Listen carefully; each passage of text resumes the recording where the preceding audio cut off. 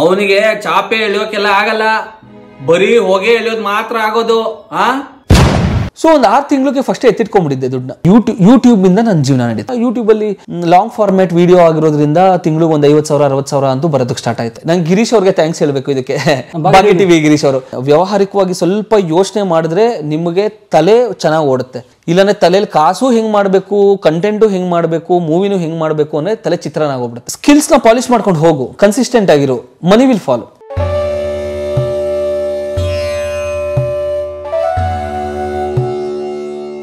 Metro ಸಾಗದಲ್ಲಿ ಕೆಲಸ ಮಾಡೋದಕ್ಕೆ ಸ್ಟಾರ್ಟ್ ಮಾಡಿದೆ. ತುಂಬಾ ಅಲ್ಲಿಂದ ನನಗೆ ತುಂಬಾ ಕಲಿಯೋದಕ್ಕೆ ಸಿಕ್ತು. ಮೆಟ್ರೋ ಸಾಗದಲ್ಲಿ ಕೆಲಸ ಮಾಡ್ತಿರ್ಬೇಕಾದ್ರೆ ಅವರು ನನಗೆ ಸಂಬಳ ಅಂತ ಕೊಡ್ತಾ ಇದ್ರು. ಸೇಮ್ ನಿಮ್ಮ IT ಸಂಬಳನೇ ಇತ್ತಾ? ಆಲ್ಮೋಸ್ಟ್ ಅನ್ಕೊಳ್ಳಿ. ಸೊ ಅವರು ನಾನು ಥ್ಯಾಂಕ್ಸ್ ಹೇಳಲೇಬೇಕು. ಅವರು ನನಗೊಂದು ಸ್ಟೇಜ್ ಪ್ರೊವೈಡ್ ಮಾಡಿದ್ರು ನನಗೆ. ಯಾಕಂದರೆ ನಾನು ಪಾಲಿಶ್ಡ್ ಆಗಿರಲಿಲ್ಲ, ನನಗೆ ರಾ ಫಾರ್ಮ್ಯಾಟಲ್ಲಿದ್ದೆ. ಸೊ ಅಲ್ಲಿ ಹೋಗಿ ನೀವು ಎಡಿಟು ಕೂತ್ಕೋಬೇಕಾಗಿತ್ತು, ನೀವು ರೋಡಲ್ಲಿ ಹೋಗಿ ಸ್ಟ್ರೀಟ್ ಟಾಕ್, ವಾಕ್ಸ್ ಪಾಪ್ ಅಂತ ಏನು ಕರಿತೀವೋ ಸ್ಟ್ರೀಟ್ ಟಾಕ್ ಮಾಡಬೇಕಾಗಿತ್ತು, ಸ್ಕೆಚ್ ಕಾಮಿಡೀಸ್ ಮಾಡಬೇಕಾಗಿತ್ತು, ಇಂಟರ್ವ್ಯೂಸ್ ಮಾಡಬೇಕಾಗಿತ್ತು. ಆ ರೋಲ್ ನನಗಿತ್ತು. ಸೊ ಸ್ಟಾರ್ಟಿಂಗ್ ನಾವೇ ಮಾಡಿ ಮಾಡಿ ಮಾಡಿ ಮಾಡಿ ಕಲ್ತ್ಕೊಂಡಿದ್ದು. ಬಹುಶಃ ಅಲ್ಲೇ ಇರ್ತಿದ್ನೇನೋ, ಬಟ್ ಕೋವಿಡ್ ಬಂದ ನಂತರ ಎಲ್ಲರಿಗೂ ಪ್ರಾಬ್ಲಮ್ ಆಗೋಯ್ತು.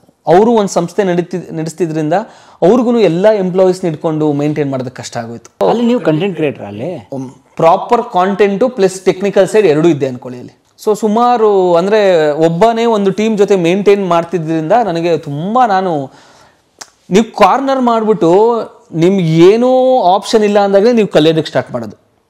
ನೀವು ಅಂದರೆ ಇವಾಗ ನಾನು ಸ್ಟ್ರೀಟ್ಗೆ ಹೋಗ್ಬಿಟ್ಟು ನಾನು ಇಷ್ಟು ಅಂದರೆ ಆಬ್ವಿಯಸ್ಲಿ ಅವ್ರು ಸಂಬಳ ಕೊಡ್ತಾ ಇದ್ದಾರೆ, ಅವ್ರು ನನ್ನಿಂದ ಕೆಲಸ ಮಾಡಲೇಬೇಕು, ಅದಕ್ಕೆಲ್ವ ಸೊ ಅವರು ಕೊಡ್ತಾ ಇರೋದು.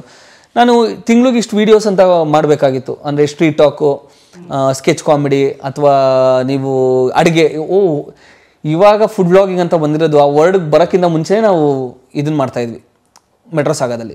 ಆ ಥರ ಲೆಕ್ಕ ತಗೊಳಕ್ಕೆ ಹೋದ್ರೆ ಉದಯ ಟಿ ವಿಲೆಲ್ಲನೂ ಮಾಡ್ತಿದ್ರಲ್ವಾ, ಹೋಗಿ ಊಟದ್ದು ಕೈ ಚಂದ್ರು ಸರ್ ಅವ್ರು ಯಾವಾಗಿಂದನೋ ಮಾಡ್ತಾ ಇದ್ದಾರೆ. ಸೊ ಇಟ್ಸ್ ನಾಟ್ ಲೈಕ್ ಒಬ್ಬರು ಸ್ಟಾರ್ಟ್ ಮಾಡಿದ್ರು ಅಂತಲ್ಲ, ಅವರೆಲ್ಲ ಓಜಿಗಳ ಲೆಕ್ಕದಲ್ಲಿ.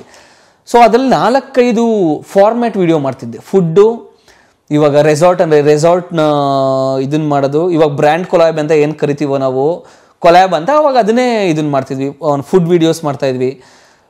ಅಂದರೆ ಲೈಕ್ ಪೇಯ್ಡು, ನಾನ್ ಪೇಯ್ಡು, ನಾವು ಆ ಥರದ್ದು. ಆಮೇಲೆ ರೆಸಾರ್ಟ್ ವ್ಲಾಗ್ಸ್ ಥರ ಮಾಡ್ತಾಯಿದ್ವಿ. ಆಮೇಲೆ ಸ್ಟ್ರೀಟ್ ಟಾಕು, ಮೂವಿ ರಿವ್ಯೂ ಇನ್ನೊಬ್ರು ಮಾಡ್ತಾಯಿದ್ರು, ಸ್ಕೆಚ್ ಕಾಮಿಡಿ ಆ ಥರ. ಸೊ ಒಬ್ಬರೇ ಒಂದು ಟೀಮ್ ಜೊತೆ ಮಾಡ್ತಿರೋದ್ರಿಂದ ಕಲಿತೆ. ಆಮೇಲೆ ಬಹುಶಃ ಈ ಕೋವಿಡ್ ಟೈಮಲ್ಲಿ ಎಲ್ಲರಿಗೂ ಕಷ್ಟ ಆಗೋಯ್ತು, ಅವಾಗ ಕೆಲಸ ಬಿಡಬೇಕಾಗಿ ಬಂತು. ಅಂದರೆ ನೀವು ಸೇರಿ ಒಂದು 6 ತಿಂಗಳು ನನಗೂ ಗೊತ್ತಿಲ್ಲ. ನಿನ್ನೇನೋ ಇದನ್ನು ತೆಗೆದು ನೋಡ್ತಾ ಇದ್ದೆ, ಹಳೆ ಕಂಪನಿದು ಹೊಸ ಕಂಪನಿದೆಲ್ಲ ಇದನ್ನು ಆಫರ್ ಲೆಟರು ಮತ್ತು ರಿಲೀವಿಂಗ್ ಲೆಟರು, ಅದರಲ್ಲಿ 6 ತಿಂಗಳು ಮಾಡಿರೋದು ಮೆಟ್ರೋ ಸಾಗ. ಕೋವಿಡ್ ಬಂದ್ಬಿಡ್ತು. ಅವಾಗ ಕೋವಿಡ್ ಬಂದ್ರಿಂದ ಅವ್ರದ್ದು ಪಾಪ ಆಪ್ರೇಷನ್ಸ್ ಎಲ್ಲ ಶಟ್ ಆಯಿತು. ನಮಗೆ ಮೂಲ ಇದ್ದಿದ್ದೆ ಇವಾಗ ಕೆಲವೊಂದು ರೆಸಾರ್ಟ್ ಪ್ರಮೋಷನ್, ಅದ್ರ ಪ್ರಮೋಷನಿಂದ ಪಾಪ ಅವರು ಒಂದು ಸಂಸ್ಥೆ ನಡೀತಾ ಇದ್ದಾರೆ. ಅಂದರೆ ಇವಾಗ ನಾವು ಹಾಗೆ ತಾನೇ ನಾವು ಜೀವನ ಮಾಡೋದು.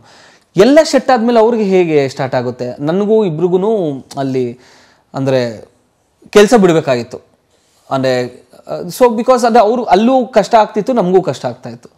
ಸೊ ನನಗೂ ಒಂಥರ ಕೆಲಸ ಬೇರೆ ಕಡೆ ಹುಡ್ಕೋ, ಅಂದರೆ ಈ ಥರದ್ದಲ್ಲ, ಮತ್ತೆ IT ಹೋಗೋ ಥರ ಒಂದು ಸಿಚುವೇಶನ್ ಬಂದ್ಬಿಡ್ತು. ನಾನು ಅವಾಗ ಹೆಂಗೆ ಅಂತ ಅಂದರೆ ಹೆಂಗೂ ಬಿಟ್ಟಿದ್ದೀನಿ. ಹೆಂಗೂ 1 ವರ್ಷ 2 ವರ್ಷ ರಿಸ್ಕ್ ತೊಗೊಳ್ಳೋಣ ಅಂತಲೇ ತಾನೇ ಬಂದಿದ್ದು. ಇನ್ನೊಂದು 6 ತಿಂಗಳು ಒಂದು 6 ತಿಂಗಳು ನಾನೇ ಸ್ವಂತವಾಗಿ ಮಾಡ್ತೀನಿ ಅಂತ. ಕೋವಿಡ್ ಟೈಮಲ್ಲಿ ಅದು. ಅಯ್ಯೋ ಬಾರು ಹೋಗ್ಬೇಕಾ ಅಂದ್ಬಿಟ್ಟು 2,000 ರೂಪಾಯಿ ಹಂಗೆ ಕೊಟ್ಬಿಟ್ಟಿದ್ದಾನೆ ಆಟೋ ಡ್ರೈವರ್ಗೆ. ಕೋವಿಡ್ ಬಂದ ಮೇಲೆ ನಂದು ಅಂದರೆ ಕೆಲಸದಿಂದ ರಿಲೀವ್ ಆಯಿತು. ಅವಾಗ ರಿಯಲ್ ಲೈಫು ಸ್ಟಾರ್ಟ್ ಆಯಿತು. ಸೊ ಮತ್ತೆ 0 ಕೆಲಸ ಇಲ್ಲ, ಏನೂ ಇಲ್ಲ. ಬಟ್ ಏನು ಅಂತಂದರೆ ಇದನ್ನು ಬೇರೆ ಯಾವ್ದ್ರ ಮೇಲೂ ಬ್ಲೇಮ್ ಮಾಡಲ್ಲ, ನಾನು ತೊಗೊಂಡಿದ್ದ ನಿರ್ಧಾರಗಳೇ. ಅಂದರೆ ನಾವು ಟೈಮ್ ಹಿಂಗೆ ಮಾಡಿಬಿಡ್ತು ಕಷ್ಟ ಅಂತ ನಾವು ಹೇಳಂಗೇ ಇಲ್ಲ. ಬಿಕಾಸ್ ಎಲ್ಲ ಗೊತ್ತಿದ್ದು ನಾವು ತೊಗೊಂಡಿರೋ ನಿರ್ಧಾರಗಳೆಲ್ಲ ಇವುದು. ಸೊ ಗೆದ್ರೂ ನಂದೇ ಬ್ಲೇಮೇ, ನನ್ನ ಮೇಲೆ ಬ್ಲೇಮು, ಸೋತರು ನಮ್ಮ ಮೇಲೆ ಬ್ಲೇಮ್ ಅನ್ನೋ ಥರ. ಆ 6 ತಿಂಗಳು ನಾನೇನು ಅಂದ್ಕೊಂಡಿದ್ನೋ ಅದು ಅವಾಗ ತುಂಬ ಚೆನ್ನಾಗಿ ಕ್ಲಿಕ್ ಆಯಿತು. ಕೋವಿಡಲ್ಲೇ ಅನಿಸುತ್ತೆ ರಘು ವೈನ್ ಸ್ಟೋರ್ ಅನ್ನೋದು ಜಾಸ್ತಿ ಕ್ಲಿಕ್ ಆಗಿದ್ದು. ಬಿಕಾಸ್ ಜನ ಎಲ್ಲ ಮನೇಲೇ ಇದ್ದರು. ಎಲ್ಲರಿಗೂ ಟೆನ್ಷನ್ನು, ಎಲ್ಲರಿಗೂ ತಲೆನೋವು, ಯಾವಾಗ ಏನಾಗುತ್ತೆ ಅಂತ ಗೊತ್ತಾಗ್ತಿರ್ಲಿಲ್ಲ. ಆ ಟೈಮಲ್ಲಿ ಮೇ ಬಿ ನಮ್ಮದೆಲ್ಲ ಒಂಥರ ಚಿಕ್ಕ ಕಾಮಿಡಿ ರಿಲೀಫ್, ಅಟ್ಲೀಸ್ಟ್ ಒಂದು ದಿನಕ್ಕೆ 1 ಕಾಲು ಗಂಟೆ 1/2 ಗಂಟೆ. ಸೊ ಅಲ್ಲಿ ಜನ ಜಾಸ್ತಿ ಕ್ಲಿಕ್ ಆಗೋಕ್ಕೆ ಸ್ಟಾರ್ಟ್ ಆಗಿದ್ದು. ಸೊ ನೀವು ಇಂಡಿಪೆಂಡೆಂಟ್ ಆಗಿ ರಘುವನ್ ಸ್ಟೋರ್ ಶುರು ಮಾಡಿದಾಗ ಯಾವ್ದು ಮಾಡಿದ್ದು ಫಸ್ಟ್ ವಿಡಿಯೋ ನೆನಪಿದೆಯಾ? ಜನಕ್ಕೆ ಹೆಂಗೆ ಹೇಳೋದು ಗೊತ್ತಿಲ್ಲ. ಫಸ್ಟ್ ವಿಡಿಯೋ ನಾನು ಮಾಡಿದ್ದೇನು ಅಂತ ಅಂದ್ರೆ ಮಗ ಕೈ ಬಿಟ್ಟ ಅಂತ ಒಂದು ವಿಡಿಯೋ. ಗರ್ಲ್ ಫ್ರೆಂಡ್ ಮನೆಗೆ ಹೋಗಿದ್ದೆ, ಮಗ ಕೈ ಬಿಟ್ಟ. ಸೊ ಏನು ಅಂತ ಅಂದ್ರೆ ನಾನು ರಿಯಲ್ ಲೈಫ್ ಸಿಚುಯೇಷನ್ಸ್ ತಗೊಂಡು ರಿಲೇಟಬಲ್ ಕಾಂಟೆಂಟ್ ಮಾಡೋದಕ್ಕೆ ಸ್ಟಾರ್ಟ್ ಮಾಡಿದೆ. ಸೊ ಹೇಗೆ ಅಂತಂದ್ರೆ ನಮ್ಮಲ್ಲೇ ಇದು ಪೋಲಿತನದ ಮಾತುಗಳು ಅಥವಾ ಅಶ್ಲೀಲ ಅಂತ ಅನ್ಸ್ಬೋದು, ಬಟ್ ಇದು ರಿಯಲ್ ಲೈಫ್ ಸಿಚುಯೇಷನ್ಗಳೇ ನಾನು ಮಾಡ್ತಾ ಇದ್ದು. ಇವಾಗ ನಮಗೆ ಮದುವೆ ಹಿಂದೆ ನಮ್ಮ ಫ್ರೆಂಡ್ಸ್ ಎಲ್ಲ ಕಾಲೇಜೆಲ್ಲ ಇರ್ಬೇಕಾದ್ರೆ ಹೇಗೆ ಅಂತ ಅಂದರೆ ನಮ್ಮ ಹುಡುಗರು ಅಂದರೆ ಸುಮ್ಮನೆ ತಮಾಷೆಗಾರ ಬುದ್ಧಿ ಇರೋದು ಹಾಗೆ, ಗರ್ಲ್ ಫ್ರೆಂಡ್ ಜೊತೆ ಥಿಯೇಟ್ರಿಗೆ ಹೋಗಿದ್ದೆ, ಹೌದಾ ಏನು ಕೇಳ್ತಾ ಇದ್ರು, ಅಷ್ಟೇ. ಅದನ್ನೇ ನಾನು ಅಂದರೆ ಇಲ್ಲ ಹಾಕೋಣ ಹಾಗೆ ಅಂತ ಅದನ್ನ ಮಾಡಿದೆ. ಅದನ್ನು ಮಾಡಿದಾಗ ತುಂಬ ಚೆನ್ನಾಗಿ ರೆಸ್ಪಾನ್ಸ್ ಬಂತು. ನಾನು ಅವಾಗ ಇನ್ನೂ ರಾ ಆಗೇ ಇದ್ದೆ, ಇನ್ನೂ ಪಾಲಿಷ್ಡ್ ಆಗಿರಲಿಲ್ಲ. ನನಗೆ ಇವಾಗ ನನ್ನ ಮಗಂದು ವೀಡಿಯೋಸ್ ಎಲ್ಲ ನೋಡಿ ಆಡಿಯನ್ಸ್ ಎಲ್ಲ ಫುಲ್ಲು ದೊಡ್ಡವರೆಲ್ಲ ಇದ್ದಾರೆ. ನಾನು ಆ ಥರ ಯೂಸ್ ಮಾಡೋದಕ್ಕಾಗಲ್ಲ. ನಾನು ಟಿ ಪದ ಯೂಸ್ ಮಾಡಬೇಕು ಅಂದ್ರೆ ಬೀಪ್ ಹಾಕ್ತೀನಿ ಇವಾಗ. ಅಂದರೆ ಹೋಗ್ತಾ ಹೋಗ್ತಾ ನಾವು ಆಡಿಯನ್ಸ್ ತಕ್ಕನಾಗ ಬದಲಾಗ್ತಾ ಹೋಗಬೇಕು. ಫುಲ್ ಚೇಂಜ್ ಮಾಡೋದಕ್ಕಾಗಲ್ಲ. ಬಿಕಾಸ್ ಫುಲ್ ರಾ ಇದ್ವಿ ಅವಾಗ. ಹೇಗೆ ಅಂತ ಅಂದರೆ ಇವಾಗ ನಮಗೆ 8th ಸ್ಟ್ಯಾಂಡರ್ಡಲ್ಲಿ ಇರಬೇಕಾದ್ರೆ ಪಿಂಪಲ್ ಬಂದಾಗೆಲ್ಲ ಏನೇನು ಹೇಳ್ತಾ ಇದ್ರು ನಮ್ಮಲ್ಲಿ, ಅದನ್ನೆಲ್ಲ ನಾನು ಓಪನ್ ಆಗೇ ಹೇಳ್ತಾ ಇದ್ದೆ. ಅಲ್ಲಿ ಆಡಿಯನ್ಸ್ ಹಂಗಿದ್ರು. ಆಡಿಯನ್ಸ್ ಜಾಸ್ತಿ ಆಗ್ತಾ ಆಗ್ತಾ ಆಗ್ತಾ ಆಗ್ತಾ ನನಗೆ ಕತ್ರಿಗಳು ಹಾಕಕ್ಕೆ ಸ್ಟಾರ್ಟ್ ಮಾಡಬೇಕಾಗಿತ್ತು, ಸೆನ್ಸಾರ್ ಕತ್ರಿಗಳು. ಇವಾಗ ಎಷ್ಟೊಂದು ಜನ ಇವಾಗ ಹೇಳ್ತಾರೆ ಮುಂಚೆ ಥರ ಇಲ್ಲ ರಘು ಕಾಂಟೆಂಟು ಅಂತ. ನಾನು 5 ವರ್ಷ 6 ವರ್ಷದ 7 ವರ್ಷದ್ದು ಮಕ್ಕಳು ಎಲ್ಲ ಆಡಿಯನ್ಸ್ ಆಗಿದ್ದಾರೆ. ಅವ್ರಿಗೆಲ್ಲ ನಾನು ಹೇಗೆ ನನ್ನ ರಾ ಫಾರ್ಮ್ ತೋರಿಸ್ಲಿ? At the end of the day it's still ನಮ್ಮ ಆಡಿಯನ್ಸ್ ನಾವು ಕೇರ್ ಮಾಡಲೇಬೇಕಲ್ಲ. ಮುಂಚೆ ಹೆಂಗಿದ್ವೋ ಅದಕ್ಕಿಂತ 10ರಷ್ಟು ನಾವು ಇನ್ನೂ ತರಲೇ ಮಾಡಬಹುದು. But at the same time ನೀವು ಎವಾಲ್ವ್ ಆಗ್ತಾ ಆಗ್ತಾ ನಿಮ್ಮ ಆಡಿಯನ್ಸ್ ಇವಾಲ್ವ್ ಆಗ್ತಾ ಆಗ್ತಾ ಅವ್ರನ್ನೂ ನಾವು ಗಣನೆಗೆ ತೊಗೊಳ್ಳೇಬೇಕು ನಾವು. ಸೊ ನನ್ನ ಮಗನ ಜೊತೆ ನಾನು ವಿಡಿಯೋ ಮಾಡ್ತೀನಿ ಅಂದಾಗ ತುಂಬ LKG UKG ಹುಡುಗರೆಲ್ಲ ನೋಡ್ತಾರೆ. ಚಿಕ್ಕದು ನಾನು ಯಾಕಂದರೆ ಚಿಕ್ಕ ಹುಡುಗ ಇರೋದ್ರಿಂದ ಅವ್ರು ರಿಲೇಟ್ ಆಗಿ ಹೋಗ್ತಾರೆ. ಆ್ಯಂಡ್ ಎಲ್ಲರ ಮನೆಗಳಲ್ಲಿ ನಡೆಯೋ ಸ್ಟೋರಿ, ಹೋಮ್ವರ್ಕ್ ಬಗ್ಗೆ ಇದ್ರ ಬಗ್ಗೆ ಎಲ್ಲ.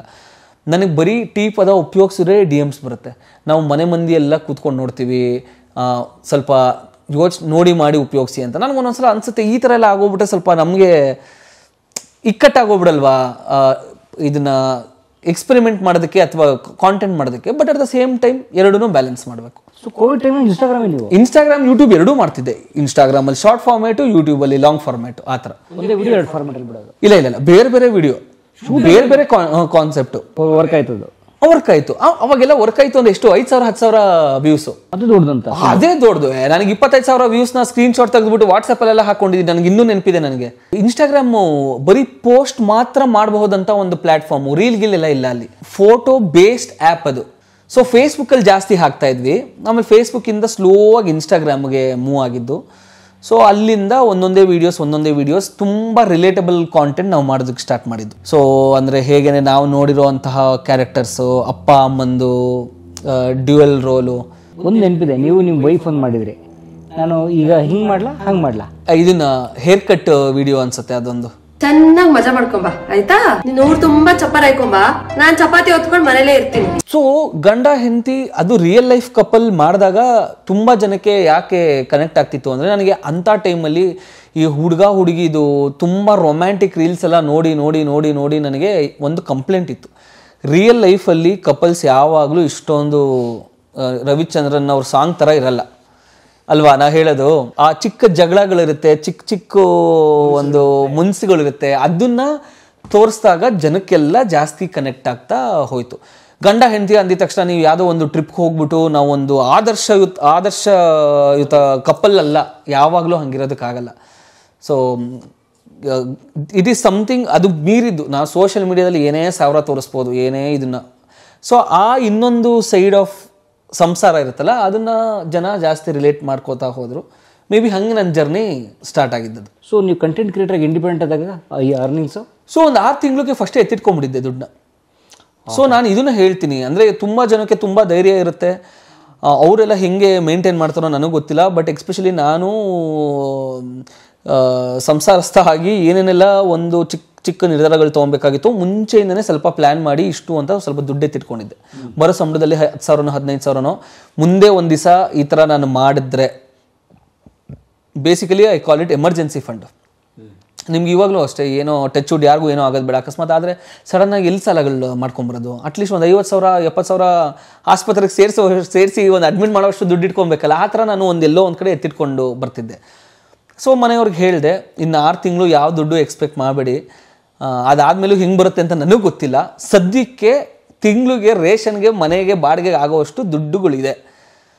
ಆ 6 ತಿಂಗಳೊಳಗಡೆ ಏನೂ ವರ್ಕ್ ಆಗ್ತಿಲ್ಲ ಅಂದರೆ ಕೆಲ್ಸಕ್ಕೆ ಹೋಗ್ತೀನಿ, ತಲೆ ಕೆಡ್ಸ್ಕೊಂಬಿಡಿ. ಕೆಲ್ಸಕ್ಕೆ ಹೋಗೋ ಯಾವ ಉದ್ದೇಶನೂ ಇಲ್ಲ, ನನಗಾಗಲೇ ಮೈಂಡ್ ಫಿಕ್ಸ್ ಮಾಡ್ಕೊಂಬಿಟ್ಟಿದ್ದೀನಿ ಇಲ್ಲೇ ಇರಬೇಕು ಅಂತ. ಬಟ್ ಮನೆಯವ್ರಿಗೆ ಸಮಾಧಾನ ಮಾಡಬೇಕಲ್ಲ ಏನೋ ಒಂದು. ಸೊ ಅದೊಂದಿದೆ. ನಾನು ಅದನ್ನೇ ಎಲ್ಲರಿಗೂ ನಾನು ಹೇಳ್ತೀನಿ ಅದನ್ನು. ಏನು ಅಂದರೆ ಒಂದು ಸ್ವಲ್ಪ ನೀವು ಫಿನಾನ್ಷಿಯಲಿ ವ್ಯಾವಹಾರಿಕವಾಗಿ ಸ್ವಲ್ಪ ಯೋಚನೆ ಮಾಡಿದ್ರೆ ನಿಮಗೆ ತಲೆ ಚೆನ್ನಾಗಿ ಓಡುತ್ತೆ. ಇಲ್ಲಾಂದರೆ ತಲೆಯಲ್ಲಿ ಕಾಸು ಹೆಂಗೆ ಮಾಡಬೇಕು, ಕಂಟೆಂಟು ಹೆಂಗೆ ಮಾಡಬೇಕು, ಮೂವಿನೂ ಹೆಂಗೆ ಮಾಡಬೇಕು ಅಂದರೆ ತಲೆ ಚಿತ್ರಣ ಆಗೋಗ್ಬಿಡುತ್ತೆ. ಸೊ ಸ್ವಲ್ಪ ನಿಮ್ಗೆ ಮೈಂಡ್ ಫ್ರೀ ಇದ್ದಷ್ಟು ನಿಮಗೆ ಕ್ರಿಯೇಟಿವಿಟಿ ಚೆನ್ನಾಗಿ ಹುಟ್ಟುತ್ತೆ.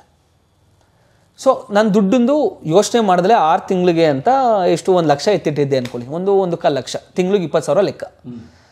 ದಿನಸಿಗೆ ಅಥವಾ ಮನೆ ಬಾಡಿಗೆಗೆಲ್ಲ ಸೇರಿ ಈ ಥರ 1.25 ಲಕ್ಷ 1 ಲಕ್ಷ ಎತ್ತಿಟ್ಟಿದ್ದೆ ಅಂದ್ಕೊಳ್ಳಿ. 6 ತಿಂಗಳು ನೀನು ಏನೂ ದುಡ್ಡು ಎಕ್ಸ್ಪೆಕ್ಟ್ ಮಾಡಬೇಡ, ಜಾಸ್ತಿ ಏನು ಖರ್ಚು ಮಾಡೋದು ಬೇಡ. ಖರ್ಚು ಮಾಡೋ ಅವಕಾಶನೂ ಇರಲಿಲ್ಲ, ಬಿಕಾಸ್ ಕೋವಿಡ್, ಆಚೆನೂ ಎಲ್ಲೂ ಹೋಗ್ತಿರ್ಲಿಲ್ಲ.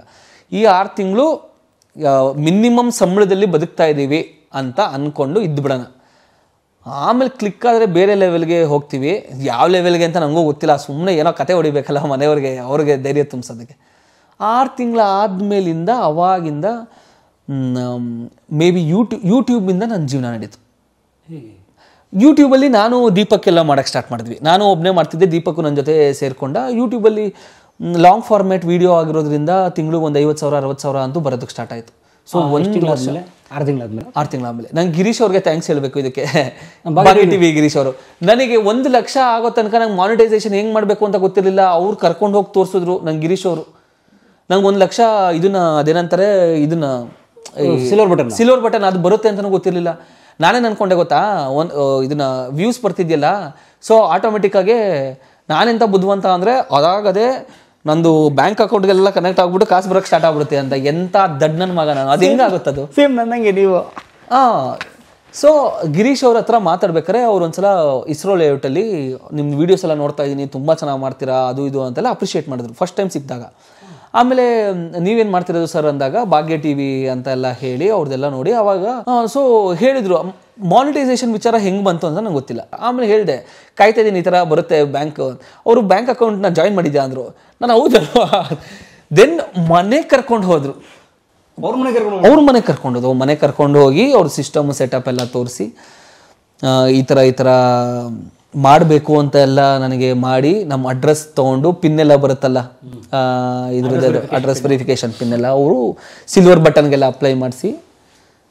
ಸೊ ನೋಡಿ ಯಾರ್ಯಾರು ಯಾವ್ಯಾವ ಟೈಮಲ್ಲಿ ಹೆಂಗೆ ಸಹಾಯ ಮಾಡ್ತಾರೆ ಅಂತ. ನಾನು ಎಷ್ಟು ಕಾಸು ಕಳ್ಕೊಂಡಿದ್ದೀನೋ ಹಂಗಂದ್ರೆ ಫಸ್ಟೇ ಮಾಡಿಬಿಟ್ಟಿದ್ರೆ ಇನ್ನೊಂದು ನಾನು 2-3 ಲಕ್ಷ ಎಕ್ಸ್ಟ್ರಾ ಬಂದಿರೋದಿಲ್ಲ, ಅಕ್ಯುಮುಲೇಟ್ ಆಗಿರುತ್ತೆ ಅದು. ನೋಡಿ ದುಡ್ಡಿನ ವಿಚಾರದಲ್ಲಿ ನಿಂತ ಬುದ್ಧಿವಂತ ನನಗೆ ಅಂದರೆ ನಾನು ನಂಬಿರೋದೇನೋ ಅಂದರೆ ನಿನ್ನ ಸ್ಕಿಲ್ಸು ನಿಂದು ಇದನ್ನ ಮಾಡೋ ದುಡ್ಡು ಅದು ಹೆಂಗೋ ಫಾಲೋ ಆಗುತ್ತೆ, ಅದು ಹೆಂಗೋ ಅಂತ ಗೊತ್ತಿಲ್ಲ ಅಂತ. ಸೊ ಫಿಲಾಸಫಿ ಹಾಕೊಂಡ್ಬಿಟ್ಟಿದೆ ತಲೆಗೆ. ಅಷ್ಟೇ, ಸ್ಕಿಲ್ಸ್ನ ಪಾಲಿಷ್ ಮಾಡ್ಕೊಂಡು ಹೋಗು, ಕನ್ಸಿಸ್ಟೆಂಟ್ ಆಗಿರು, ಮನಿ ವಿಲ್ ಫಾಲೋ. ಅದು ಹೆಂಗೂ ಗೊತ್ತಿಲ್ಲ ನನಗೂ, ಅದೇ ಮನಿ ವಿಲ್ ಫಾಲೋ ಅನ್ನೋ ಥರ. ಸೊ ಆ ಥರ ಈಗ ನೀವು ಮಾನಿಟೈಸೇಷನ್ ಆನ್ ಮಾಡಿದ್ಮೇಲೆ ತಿಂಗಳಿಗೆ ಒಂದು 50 ಬರೋಕ್ಕೆ ಶುರು ಆಗೋಯ್ತು. ಒಂದು 50-60 ಅಂತ ಬರ್ತಿತ್ತು. ಫಸ್ಟ್ ಪೇಮೆಂಟ್ ಯಾವ್ದು ಬಂದಿತ್ತು? 30-35 ಇರಬೇಕು ಅನ್ಸುತ್ತೆ. ಯಾವುದು ಗಿರೀಶ್ ಅವ್ರು ಮಾನಿಟೇಷನ್ ಆನ್ ಮಾಡಿಕೊಟ್ಮೇಲೆ ಆನ್ ಮಾಡಿದ್ಮೇಲೆ ನನಗೆ ಟು ಬಿ ಆನೆಸ್ಟ್ ನೆನಪಿಲ್ಲ ನನಗೆ, ಬಟ್ 30-35 ನನಗೆ ನೆನಪಿರೋದು. ಸೊ ಅವಾಗ ಸ್ವಲ್ಪ ಧೈರ್ಯ ಬರೋದಕ್ಕೆ ಸ್ಟಾರ್ಟ್ ಆಯ್ತು ನನಗೆ. ನಮಗೆ ಯೂಟ್ಯೂಬಿಂದ ದುಡ್ಡು ಮಾಡಬಹುದು ಅಂತ ಐಡಿಯಾ ಇರಲಿಲ್ಲ. ನಮಗೆ ಯೂಟ್ಯೂಬಿಂದ ಫಿಲಮ್ಗಳು ಹೋಗಬಹುದು ಅಂತ ನಮಗೆ ಆ ಥರ ತಲೆಯಲ್ಲಿದ್ದಿದ್ದು. ಯೂಟ್ಯೂಬಲ್ಲಿ ಫಿಲಮ್ ಅಂದರೆ ನಮ್ಮದು ವೀಡಿಯೋಸ್ ಹಾಕ್ತೀವಿ, ಈ ವಿಡಿಯೋಸ್ನ ನೋಡಿ ಯಾರು ಫಿಲಮ್ ಅವರು ಟಿ ವಿ ಅವರೋ ಕರೆದು ಚಾನ್ಸ್ ಕೊಟ್ಟು ಅಲ್ಲಿಂದ ನಮ್ಗೆ ಸಂಬಳ ಬರುತ್ತೆ ಅನ್ನೋ ಥರದ್ದು ನಮ್ಮದು ಲೈಫ್ ಪ್ಲ್ಯಾನ್. ಅಂದರೆ ನೀವು ಆ್ಯಕ್ಟರ್ ಆಗಬೇಕು ಅಂತಿದೆ ಸಿನಿಮಾದಲ್ಲಿ? Anything, writer, actor. ಸೊ ಅಂದರೆ ನೀವು ಏನೇ ಪ್ಯಾಷನ್ ಇದ್ರೂ ಜೊತೆಗೆ ದುಡಿಲೇಬೇಕಲ್ಲ. ಸೊ ಆ ಥರ ನಮಗೆ ಯೂಟ್ಯೂಬಿಂದ ದುಡ್ಡು ಇತ್ತೀಚೆಗೆ ಅದು ಒಂಥರ ಮೇಯ್ನಾಗಿ ಪ್ರೊಫೆಷನ್ ಆಗಿ ಎಲ್ಲರೂ ತೊಗೊಳಕ್ಕೆ ಸ್ಟಾರ್ಟ್ ಮಾಡ್ತಿರೋದು. ನಾವು ಸುಮಾರು ವರ್ಷ ಅದನ್ನು ಹಾಬಿ ಅಂತಲೇ ಕನ್ಸಿಡರ್ ಮಾಡ್ತಿದ್ದಲ್ವ ನಾವು.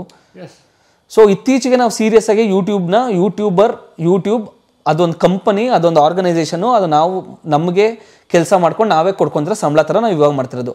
ಅವಾಗೆಲ್ಲ ಒಂದು ಪ್ಲ್ಯಾಟ್ಫಾರ್ಮ್, ಅಲ್ಲಿ ಯಾವಾಗ ಒಂದು 25,000 30,000 35,000 ಆ ಥರ ಬರೋದಕ್ಕೆ ಸ್ಟಾರ್ಟ್ ಆಯಿತು. ಓಕೆ, ಇಲ್ಲಿ ಸ್ವಲ್ಪ ಒಂದು ಸ್ವಲ್ಪ ಉಸಿರಾಡೋಕ್ಕೆ ಚಾನ್ಸ್ ಸಿಕ್ತು. ಆವಾಗಲೂ ಇದೆಲ್ಲ ಇರಲಿಲ್ಲ, ಏಜೆನ್ಸಿಗಳು, ಬ್ರ್ಯಾಂಡ್ ಕೊಲಾಬ್ರೇಷನ್ ಎಲ್ಲ ಏನೂ ಇರಲಿಲ್ಲ. ಸ್ಟಾರ್ಟಿಂಗ್ ಯಾವುದೋ ಬ್ರ್ಯಾಂಡ್ ಕೊಲಾಬ್ರೇಷನ್ ಮಾಡಿ ನಾವು 4,000 5,000 ಇರ್ಬೇಕು ಅವಾಗ. ಬ್ರ್ಯಾಂಡ್ಗೋಸ್ಕರ ವಿಡಿಯೋ ಮಾಡಿದ್ದು. ಬ್ರ್ಯಾಂಡ್ಗೋಸ್ಕರ ವಿಡಿಯೋ ಮಾಡಿದ್ದು. ಅದು ಯಾವ್ದು ನೆನಪಿದೆಯಾ? ಯೂಲು. ಅದೇ ಯೂಲು ಬೈಕು. ಸೊ ಅದು ಅವಾಗ ಒಂದು 30-40 ಸಾವಿರ ಇರ್ಬೋದೇನೋ ಇನ್ಸ್ಟಾಗ್ರಾಮಲ್ಲಿ. ಅವಾಗ ಫಸ್ಟು ಮಾಡಿಸ್ಕೊಂಡಿದ್ದು. ಅಂದರೆ ಅದು ಕೂಡ ಕಾಮಿಡಿ ಟಚ್ಚಲ್ಲೇ ಮಾಡಿದ್ರಿ. ಫುಲ್ಲು ಅವಾಗ ಹೊಸ ಟೈಪ್ ಆಫ್ ಮಾರ್ಕೆಟಿಂಗ್ಗೆ ಅವಾಗ ಮಾರ್ಕೆಟ್ ಓಪನ್ ಆಗ್ತಾ ಇತ್ತು. So those were the times. Brand ಇಂಟಿಗ್ರೇಷನ್ನ ಬಿಕಾಸ್ ತುಂಬ ಬ್ರ್ಯಾಂಡ್ ಆಗಿ ಹೋಗ್ತಾ ಇತ್ತು. ಇವಾಗ ಯೂಲು ಅಥವಾ ಯಾವುದೇ ಒಂದು ಪ್ರಾಡಕ್ಟ್ ಬಂದಿದ ತಕ್ಷಣ ಮುಂಚೆಲ್ಲ ಹೇಗಾಗ್ತಿದ್ವಿ ಅಂದರೆ ಡೈರೆಕ್ಟ್ ಟು ದ ಪಾಯಿಂಟ್ ಅಂತಲ್ಲ. ಸೊ ಕಾಮಿಡಿ ಕಾಂಟೆಂಟ್ ಬಂದಮೇಲಿಂದ ಕಾಮಿಡಿ ಮೂಲಕ ವಸ್ತುಗಳನ್ನ ಸೆಲ್ ಮಾಡೋದು ಒಂದು, ಅಂದರೆ ಜನರಿಗೆ ಎಂಟರ್ಟೈನ್ಮೆಂಟು ಪ್ಲಸ್ ಕಾಮಿಡಿ ಇದನ್ನ ಎರಡೂ ಆಗ್ತಿತ್ತು. ಇವಾಗ ಹೇಗೆ ಅಂದರೆ ಯೂಲು ಬೈಕ್ ಎಲ್ಲಿಂದ ಎಲ್ಲಿ ಬೇಕಾದ್ರೂ ತೊಗೊಂಡು ಹೋಗ್ಬೋದು, ಕಮ್ಮಿ ಕಾಸ್ಟಲ್ಲಿ, ಕಾಸ್ಟ್ ಎಫೆಕ್ಟಿವ್ ಕೂಡ ಅಂತ ತೋರಿಸ್ಬೇಕಾಗಿತ್ತು. ಅದು ಒಟ್ಟಾರೆ ಕೊನೆಗೆ ಹೇಳ್ಬೇಕಾಗಿರೋದು. ಅದನ್ನ ಹೆಂಗೆ ಇಂಟಿಗ್ರೇಟ್ ಮಾಡ್ತೀಯಾ ಅಂತ. ಮೋಸ್ಟ್ ಪ್ರಾಬ್ಲಿ ಹೆಂಗೆ ಅಂತ ಅಂದರೆ ಪ್ರತಿಯೊಂದಕ್ಕೂ ಫ್ರೆಂಡಿಗೆ ಫೋನ್ ಮಾಡೋದು, ಮಚ ಇಲ್ಲಿದ್ದೀನಿ ನನ್ನ ಕರ್ಕೊಂಡೋಗು, ಮಗ ಅಲ್ಲಿದ್ದೀನಿ ಕರ್ಕೊಂಡೋಗು, ಮಗ ಇಲ್ಲಿದ್ದೀನಿ ಕರ್ಕೊಂಡೋಗು ಅಂತ. ಅವಾಗ ಫ್ರೆಂಡ್ ಹೇಳ್ತಾನೆ, ನನಗೆ ಯಾವಾಗಲೂ ಹಿಂಗೆ ತಲೆ ತಿನ್ನೋ ಬದಲು ಯೂಲುನ ನೋಡು ಮಗ, ಕಾಸ್ಟ್ ಎಫೆಕ್ಟಿವು, ನಿನ್ನ ಬಡ್ಜೆಟಲ್ಲೇ ಬರುತ್ತೆ, ನೀನೇ ತೊಗೊಂಡು ಎಲ್ಲರೂ ಹೋಗ್ಬೋದು ಅಂತ. ನಾನು ಅವಾಗ ಏನು ಮಾಡಿದ್ನೋ ಗೊತ್ತಿಲ್ಲ, ಇವಾಗಲೇ ಹುಟ್ಟಿಸ್ಕೊಂಡು ಹೇಳ್ತಾ ಇರೋದು ಹಿಂಗೆ. ಸೊ ರಿಲೇಟಬಲ್ ಕಾಂಟೆಂಟ್ ಪ್ಲಸ್ ಒಂದು ವಸ್ತು ಅಥವಾ ಐಡಿಯಾನ ನೀನು ಜನರಿಗೆ ತಲುಪಿಸೋದು. ಪ್ರಮೋಷನ್. ನೀವು ಪ್ರಮೋಷನಲ್ಲೂ ಜನ ಇಷ್ಟಪಡ್ತಾರೆ, ನೀವು ಅದನ್ನು ವಿಭಿನ್ನವಾಗಿ ಮಾಡಿದ್ರೆ, ನೀವು ಡಿಫ್ರೆಂಟಾಗಿ ಮಾಡಿದ್ರೆ. ಬಟ್ ಇವಾಗ ಮುಂಚೆ ಎಲ್ಲ ಒಪ್ತಾ ಇರಲಿಲ್ಲ ಪ್ರಮೋಷನ್ ಮಾಡಿದ್ರೆ, ಜನ ಫುಲ್ ಉಲ್ಟಾ ಹೊಡೆಯೋರು. ಅಂದರೆ ಹೇಗೆ ಏನು ಯಾವಾಗಲೂ ಮಾತಾಡಿದ್ರೆ ಕಾಸು ನಿಮ್ಮ ಅಪ್ಪ ಕೊಡ್ತಾನ ಅಂತೆಲ್ಲ ಕೇಳ್ತಾ ಇದ್ರಲ್ಲ. ನಿಮ್ಗೆ ಯಾವ್ದಾದ್ರು ಪ್ರಾಡಕ್ಟ್ ಪ್ರಮೋಟ್ ಮಾಡಿದಾಗ ಹತ್ರ ನೆನಪಿದ್ಯಾ ಕಮೆಂಟ್ ಬಂದಿರೋದು? ನನಗೆ ಯಾವುದೋ ಕಿಟ್ಕ್ಯಾಟ್ ಮಾಡಿದಾಗ ಕಮೆಂಟ್ ಹಾಕಿದ್ರು, ಕಾಸು ನಿಮ್ಮ ಅಪ್ಪ ಕೊಡ್ತಾರ ಅಂತ. ಅಲ್ಲ ಗುರು, 5 ರೂಪಾಯಿ ಚಾಕ್ಲೇಟ್ಗೂ ನಮ್ಮ ಅಪ್ಪನೇ ಬೇಕು ಅಂದರೆ ಹೆಂಗೆ?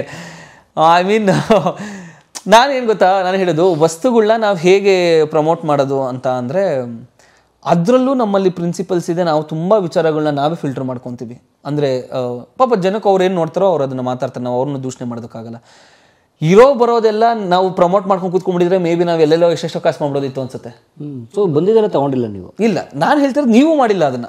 ಅಫ್ಕೋರ್ಸ್ ನಾವೆಲ್ಲ ಮಾಡೇ ಇಲ್ಲ ಅದನ್ನ, ಬಂದಿರೋದೆಲ್ಲ ತಗೊಂಡೇ ಇಲ್ಲ. ಲೋನ್ ಯಾಕೆ ಹಾಕ್ಸ್ಕೊಬೇಕಾಗಿತ್ತು? ಫುಲ್ ಕ್ಯಾಶ್ ಸೂಟ್ ಕೇಸ್ ತಗೊಂಡೋಗಿ ಅಲ್ಲೇ ಸಬ್ ರಿಜಿಸ್ಟರ್ ಆಫೀಸಲ್ಲಿ ವ್ಯವಹಾರ ಮುಗಿಸ್ಕೊಂಡ್ಬಿಡಿತ್ತು ಅನ್ಸುತ್ತೆ. ನಾವು ಇಷ್ಟು ಭಯದಲ್ಲಿ ಇಟ್ಕೊಂಡು ಲೋನ್ ಅಂದರೆ ಬಂದಿದ್ದೆಲ್ಲ ಇಲ್ಲ. ಅಂದರೆ ಅದನ್ನು ತುಲನೆ ಮಾಡಿ ನಾವು ಇದನ್ನು ಬಳಸ್ತೀವ, ನಾವು ಇದನ್ನು ಮಾಡ್ತೀವ, ತುಂಬ ಏನಾರು ಇದಾಗುತ್ತಾ, ದುಡ್ಡಿನ ವಿಚಾರದಲ್ಲಿ ಸೈಟು ರಿಯಲ್ ಎಸ್ಟೇಟ್ ಎಲ್ಲ ಬರುತ್ತೆ.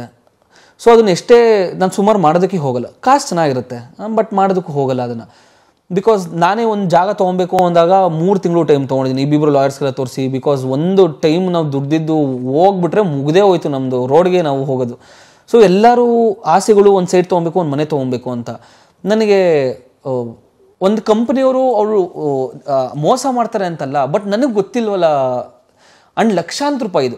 ನಾನು 10 ರೂಪಾಯಿ ಮ್ಯಾಗಿನ ಅಥವಾ 10 ರೂಪಾಯಿ ಚಾಕ್ಲೇಟ್ನ ನಾನು ಹೇಳ್ಬೋದು ಅಷ್ಟೇ, ಈ ಥರದ್ದು ಒಂದು ಪ್ರಾಡಕ್ಟ್ ಇದೆ ತಿನ್ನಿ ಅಂತಲೂ ಹೇಳಲ್ಲ. ಈ ಥರ ಒಂದು ಪ್ರಾಡಕ್ಟ್ ಇದೆ, ಮಿಕ್ಕಿದು ತಿನ್ನೋದು ಬಿಡೋದು ನಿಮ್ಮ ಜವಾಬ್ದಾರಿ ಅನ್ನೋ ಥರದ್ದು ಯೂಶ್ವಲಿ ಎಲ್ಲ ಆ್ಯಡ್ಸು ಓಡಿಸೋದು.